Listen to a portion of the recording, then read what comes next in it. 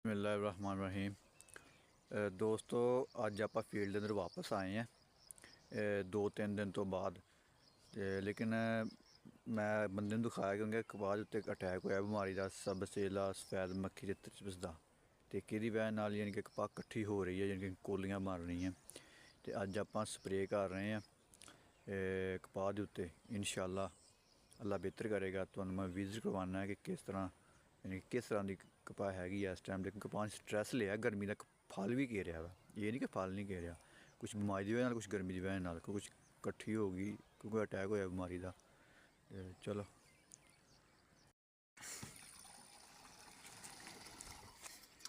दवाई पा ली।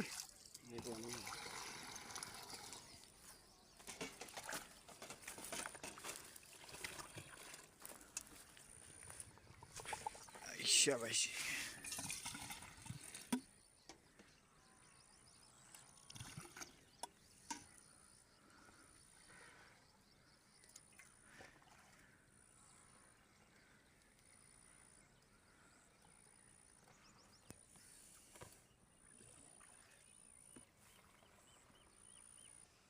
चमाके तिल चंगे अमजद।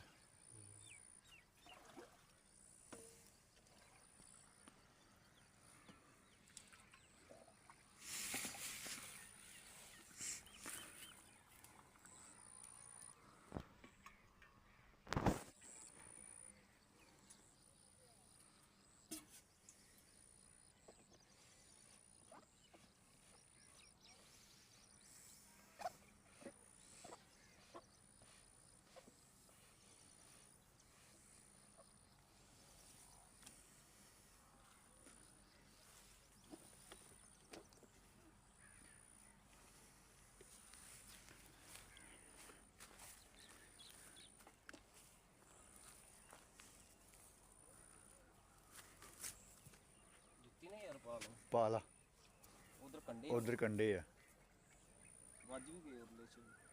और दवाई नाल कंडे होने नहर नाल।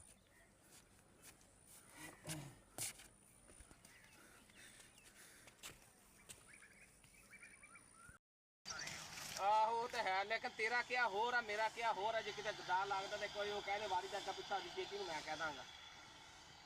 हाँ जेती मैं कह दांगा, मैं डक लूं, मैं कहूंगा बोतल ते तू ला ते ओनू दे जुमेरात नूं कहूंगा। माशाअल्लाह पे ए केड़ा एकड़ है ना, इधरला एकड़ ते इस एकड़ दे अंदर आपां स्प्रे करती है। तो इस टाइम आप दूसरे एकड़ के अंदर स्प्रे कर रहे हैं।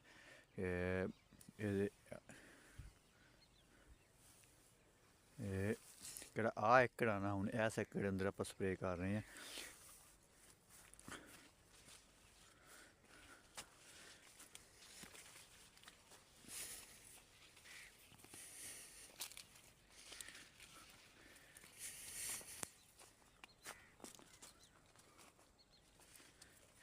देखो ना, ये सारा बीमारी की वजह स्ट्रैस लिया कपाह ने। यार 2-3 दिन के अंदर पता ही नहीं लग्या कपाह ने यकदम स्ट्रैस लिया वा। वो बंदा स्प्रे कर रहा वा।